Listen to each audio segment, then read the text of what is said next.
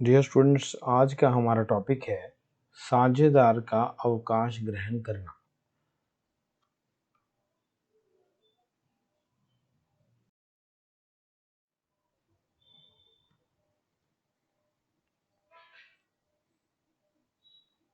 साझेदारी दो या दो से अधिक साझेदारों के बीच ठहराव है, समझौता है। जब कोई साझेदार वर्तमान फर्म छोड़कर चला जाता है तो इसे साझेदार का अवकाश कहते हैं। साझेदार सभी साझेदारों की सहमति से या समझौते के अनुसार या उचित समय का नोटिस देकर साझेदारी फर्म से अवकाश ले सकता है। इससे साझेदारी फर्म का पुनर्गठन हो जाता है और साझेदार के अवकाश पर पुराना साझेदारी संलेख या समझौता समाप्त हो जाता है। इसलिए नया साझेदारी संलेख या समझौता बनाना पड़ता है।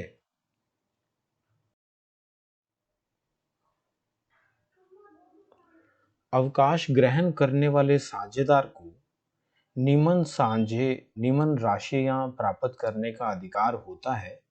जैसे सबसे पहले साझेदार की पूंजी और फिर पूंजी पर ब्याज, यदि साझेदारी संलेख में इसका वर्णन है।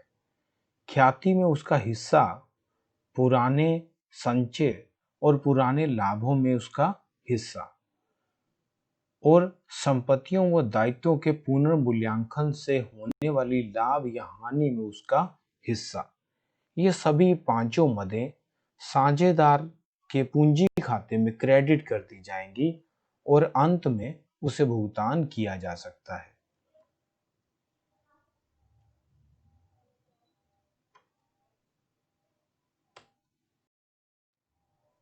साझेदार के अवकाश के समय साझेदार के पूंजी खाते में निम्नलिखित मदें डेबिट करनी होती हैं। जैसे आहरण पर ब्याज, ख्याति में कमी में हिस्सा, संपत्तियों और दायित्वों के पुनर्मूल्यांकन से होने वाली हानि और पुरानी हानियों में हिस्सा। ये सभी मदें अवकाश प्राप्त करने वाले साझेदार के पूंजी खाते में डेबिट होंगी।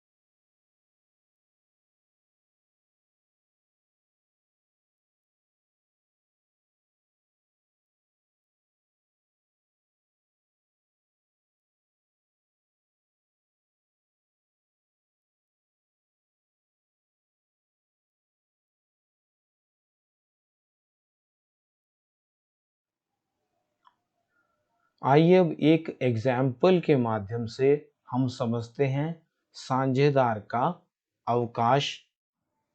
एक उदाहरण के माध्यम से करते हैं। यहाँ पर 3 साझेदार हैं, राम, श्याम और मोहन। तीनों फर्म के लाभ बराबर बराबर बांटते हैं और 31 मार्च 2019 को फर्म की स्थिति विवरण आपको दी गई है। हमारे पास एसेट साइड में 3 एसेट्स हैं, कैश 30,000, डेटर्स या देनदार 9,000, मशीन 10,000, टोटल 49,000। इसी तरह कैपिटल और लायबिलिटी साइड में देखिए, लेनदार या क्रेडिटर 10,000, रिजर्व्स 9,000 और सभी साझेदारों की पूंजी 10,000 प्रत्येक साझेदार के हिसाब से 30,000, टोटल 49,000 या 49,000। अब हमारे को सूचना दी गई कि 1 अप्रैल 2019 को मोहन अवकाश ले लिया मोहन ने, और 2 साझेदार रह गए, राम और श्याम। तो प्यारे विद्यार्थियों, ये साझेदारी फर्म का पुनर्गठन मान लिया जाएगा। जब भी कोई पुराना साझेदार अवकाश ले ले, या उसकी मृत्यु हो जाए, या कोई नया साझेदार आ जाए, या साझेदारों के बीच लाभ हानि अनुपात में परिवर्तन हो जाए, तो उसे फर्म का पुनर्गठन कहते हैं। तो अब राम और श्याम भविष्य में लाभ हानि को बराबर बांटेंगे। 2 लोग हैं तो 1/2, 1/2। अब हमारे पास पुराना अनुपात दिया गया है 1/3, 1/3, 1/3, और नया अनुपात आ गया राम और श्याम का 1/2, 1/2। सबसे पहले हम नया लाभ हानि अनुपात, जैसे हमें दिया गया है तो हमने नया लाभ हानि अनुपात निकाल लिया। अब हम प्राप्ति अनुपात निकालकर ख्याति का समायोजन करेंगे। फर्म की ख्याति की कुल कीमत 15,000 है, तो मोहन का हिस्सा कितना था? 1/3। 15,000 गुना 1/3, आंसर होगा 5,000। इट मीन्स मोहन को ख्याति के 5,000 रुपये मिलेंगे, और उसे कौन देगा? राम और श्याम, रिमेनिंग पार्टनर्स जो हैं, वो अपने लाभ प्राप्ति अनुपात में देंगे। संपत्तियों और दायित्वों का पुनर्मूल्यांकन किया गया। लेनदार 1500 से कम हो गए, मशीन 2000 बढ़ गई, और देनदार 2000 से कम हो गए।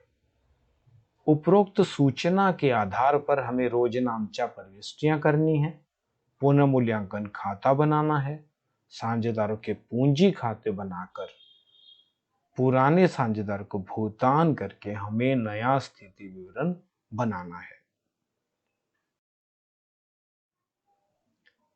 सबसे पहला स्टेप, हमें नया लाभ विभाजन अनुपात ज्ञात करना है। हालांकि इस एग्जाम्पल में हमें ये दिया हुआ है पुराना अनुपात, तीनों साझेदार, फर्म का लाभ 1 है और 3 साझेदार हैं, तो 3 से डिवाइड कर देंगे, मतलब राम, श्याम, मोहन तीनों बराबर 1/3, 1/3, 1/3 के हिसाब से लाभ को बांटते थे। लेकिन अब नया अनुपात क्या होगा? क्योंकि नए में 2 साझेदार हैं, फर्म का लाभ माना 1 है, तो 2 से भाग करेंगे, 2 लोगों में बांटेंगे, तो दोनों का 1/2 और 1/2 आ जाएगा। इस प्रकार हमने पहला स्टेप कर लिया। आगे हम करेंगे ख्याति का लेखांकन समायोजन। उसके लिए हमें लाभ प्राप्ति अनुपात निकालना होगा, जिसका फॉर्मूला है साझेदार का नया अनुपात माइनस साझेदार का पुराना अनुपात। तो यहाँ पर राम का लाभ प्राप्ति अनुपात हम निकालेंगे तो आ जाएगा 1/2, जो कि उसका नया अनुपात है, और पुराना अनुपात उसका आ जाएगा, जो कि होगा 1/3 था, तो आंसर होगा 1/6, और शाम का भी सेम आंसर होगा 1/6। मोहन के हिस्से की ख्याति, जो कि हमारा दूसरा स्टेप है, ख्याति का लेखांकन व्यवहार करना। तो मोहन के हिस्से की ख्याति, कुल फर्म की ख्याति का मूल्य है 15,000, तो मोहन के हिस्से की ख्याति, क्योंकि मोहन का लाभ 1/3 था, तो 15,000 गुना 1/3, 5,000 रुपये मोहन को मिलने चाहिए, और उसे कौन देगा? शेष साझेदार, इट मीन्स राम और श्याम, उनके लाभ प्राप्ति अनुपात में शेष साझेदारों के पूंजी खाते उनके लाभ प्राप्ति अनुपात में डेबिट हो जाएंगे। दोनों के लाभ प्राप्ति अनुपात बराबर है 1/6 1/6, इसीलिए 5,000 रुपए जो मोहन को क्रेडिट करने हैं वो राम और श्याम अपने बराबर अनुपात में, मतलब 2500 दोनों के पूंजी खाते में डेबिट किए जाएंगे। कि जर्नल एंट्री इस प्रकार होगी। Journal entry Ram's capital account 2500 से डेबिट और श्याम्स कैपिटल अकाउंट 2500 से डेबिट, और मोहन का पूंजी खाता क्रेडिट हो जाएगा 5,000 रुपए। नरेशन होगी। 4 amount of goodwill debited to remaining partners capital account in their gaining ratio equally. तीसरा स्टेप हमारा होगा संपत्तियों व दायित्वों के पुनर्मूल्यांकन के लिए लेखांकन व्यवहार करना। प्यारे विद्यार्थियों, संपत्तियों दायित्वों के पुनर्मूल्यांकन के लिए पुनर्मूल्यांकन खाता बनाया जाता है और यह नाम मात्र खाता होता है जिसका रूल है debit all expenses and losses, credit all income and gains. तो हानि होने पर पुनर्मूल्यांकन खाता डेबिट होगा और लाभ होने पर यह खाता क्रेडिट होगा। पुनर्मूल्यांकन खाते के लाभ हानि पुराने साझेदारों में, मतलब सभी साझेदारों में, उनके पुराने अनुपात में बांट दिए जाएंगे। संपत्तियों व दायित्वों के पुनर्मूल्यांकन के लिए इस प्रकार जर्नल एंट्रीज करेंगे। यदि संपत्ति का मूल्य बढ़ जाए, एसेट्स रियल अकाउंट है, रूल्स आपको पता है। Real account, the rule is debit if comes और इंक्रीजेस। एसेट्स बढ़ने पर डेबिट होंगी, तो रीवैल्यूएशन लाभ होने के कारण क्रेडिट होगा, और एसेट्स कम होने पर, क्योंकि रियल अकाउंट का रूल है debit if increases and credit if decreases, तो एसेट्स डेबिट होने पर बढ़ती हैं और क्रेडिट होने पर घटी हुई मानी जाती हैं, और इसके अगेंस्ट आप रीवैल्यूएशन अकाउंट लिख देंगे। यहां पर लाभ हो रहा है तो रीवैल्यूएशन अकाउंट क्रेडिट, और यहां हानि हो रही है तो रीवैल्यूएशन अकाउंट डेबिट।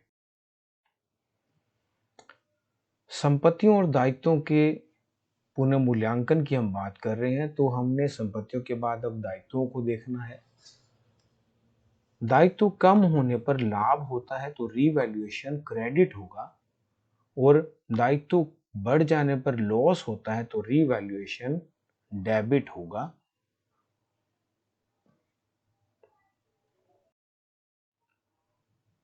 पुनर्मूल्यांकन खाते के लाभ हानि पुराने साझेदारों में पुराने अनुपात में बांटे जाएंगे। पुराने हम क्यों कह रहे हैं? क्योंकि नए साझेदार 2 रह गए हैं और अवकाश से पहले 3 साझेदार थे, राम, श्याम, मोहन। अब इसमें अगर प्रॉफिट है तो पूंजी खाते क्रेडिट होंगे, पुराने साझेदार पुराने अनुपात में क्रेडिट हो जाएंगे, और लॉस होने पर vice versa capital account debit हो जाएंगे और रीवैल्यूएशन क्रेडिट हो जाएगा। Journal entries related to revaluation of assets and liabilities. पुनर्मूल्यांकन से रिलेटेड हमारे पास 3 ट्रांजैक्शन थे। एक हमें सूचना दी गई थी कि डेटर हमारे कम हो गए, तो डेटर कम होने पर लॉस है, इसलिए रीवैल्यूएशन अकाउंट डेबिट हो जाएगा।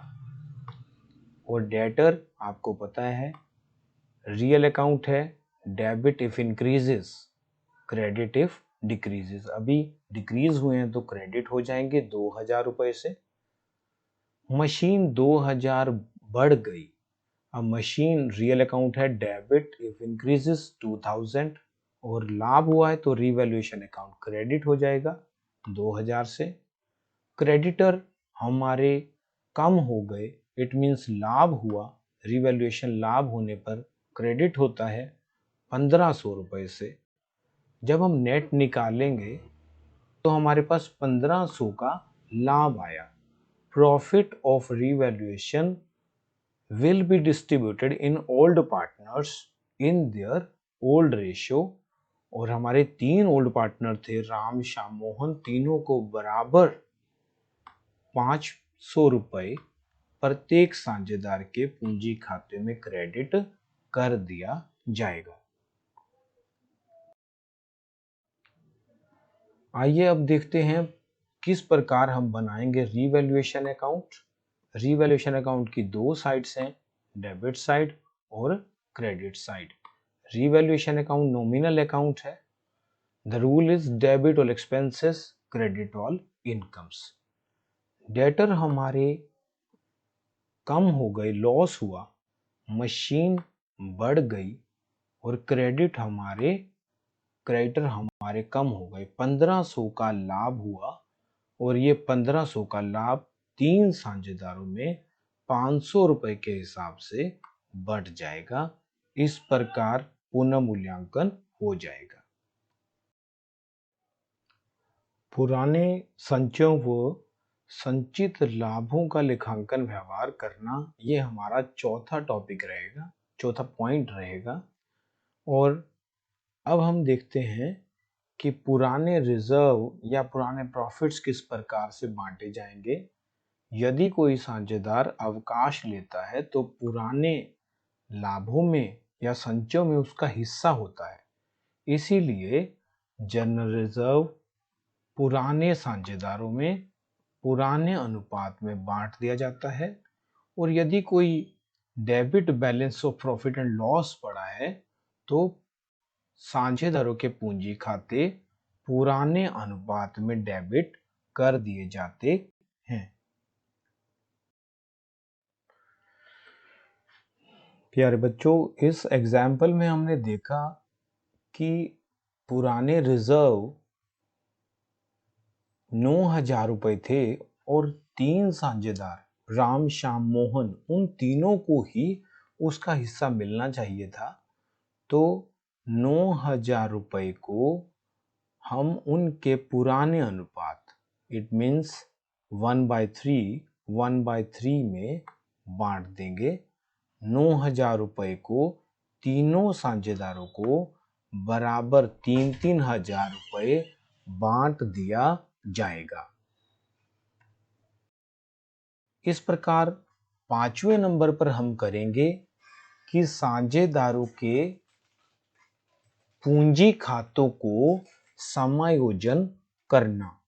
सबसे पहले हम पुराने साझेदारों के पूंजी शेष आगे लेकर जाएंगे और फिर अवकाश प्राप्त करने वाले साझेदार के पूंजी खाते को उसकी ख्याति के भाग से क्रेडिट कर देंगे।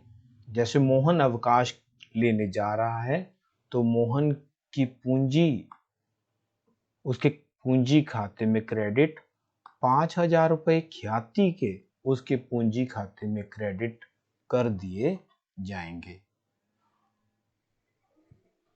इसके बाद शेष साझेदारों के पूंजी खाते उनके लाभ प्राप्ति अनुपात में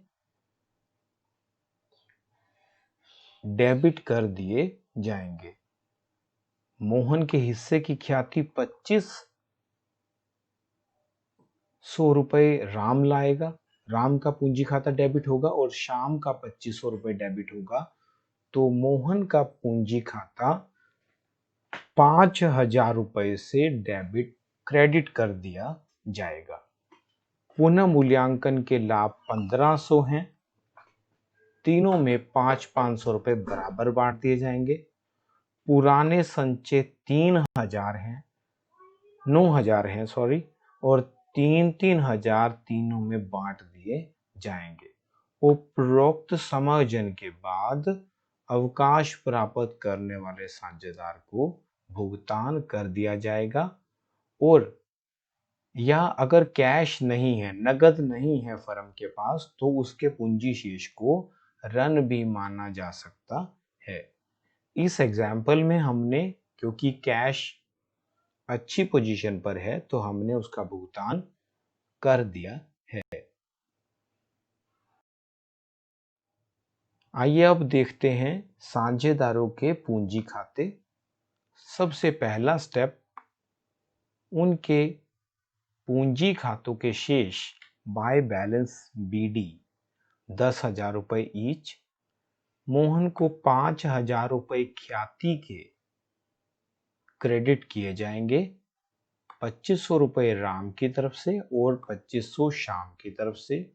ये उनके पूंजी खातों में डेबिट भी होंगे। पुनः मूल्यांकन से 1,500 का लाभ हुआ, तीनों को बराबर 5,500 रुपये मिल जाएगा। रिजर्व्स 9,000 थे, तीनों को 3,000 मिल जाएगा। अब मोहन को 10,000 पूंजी, 5,000 ख्याति में हिस्सा, 500 रुपये पुनः मूल्यांकन के और 3,000 रुपये रिजर्व के मिलेंगे, जो टोटल 18,500 बनता है।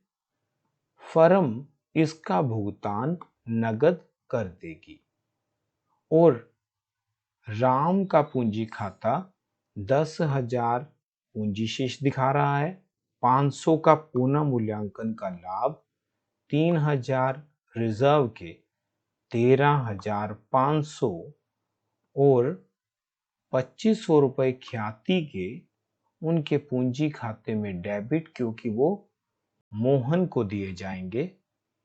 शेष उनका बचेगा 13,500 माइनस 2,500, 11,000 रुपये उनका पूंजी शेष।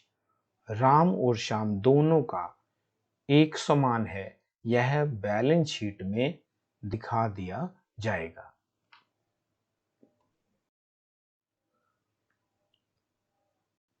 अंत में अवकाश ग्रहण करने वाले साझेदार को भुगतान किया जाएगा, तो एंट्री होगी मोहन्स कैपिटल अकाउंट डेबिट 18,500 और टू कैश 18,500।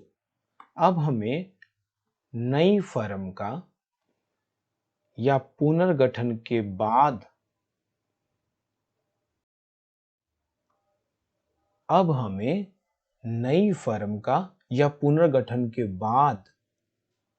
स्थिति विवरण बनाना है। तो अवकाश की तिथि पर नया स्थिति विवरण बनाएंगे, संपत्तियों दायित्वों को पुनः मूल्यांकित मूल्य पर दिखाएंगे और शेष साझेदारों के पूंजी खातों के शेष समायोजन के बाद स्थिति विवरण में दिखाए जाएंगे। आइए अब देखते हैं नई फर्म की बैलेंस शीट या पुनर्गठन के बाद फर्म की बैलेंस शीट कैसी होगी। कैश 30,000 था, 18,500 मोहन को भुगतान किया और अब रह गया 11,500। डेटर जो कि 2,000 कम हुए थे, पहले 9,000 थे और अब हमारे पास रह जाएंगे 7,000, इन्हें बैलेंस शीट में दिखा दिया जाएगा।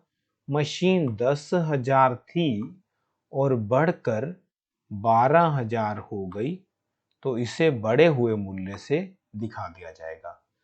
एसेट साइड में 3 हमारे पास एसेट्स हैं, पहले भी 3 ही थी, कैश, डेटर और मशीन, और इनका टोटल हुआ 30,500। लायबिलिटी साइड में लेनदार जो कि 10,000 थे, 1,500 से कम हो गए, 8,500 रुपये हो गए। रिजर्व अब 0 हो गए। मोहन को भुगतान कर दिया गया 18,500। राम और श्याम की पूंजी बराबर है 22,000 और टोटल हुआ 22,000 और 850 30,500। रिजर्व नील कैपिटल 22,000 और क्रेडिटर 8,500। इस प्रकार साझेदार के अवकाश ग्रहण को एक एग्जाम्पल के द्वारा हमने समझा।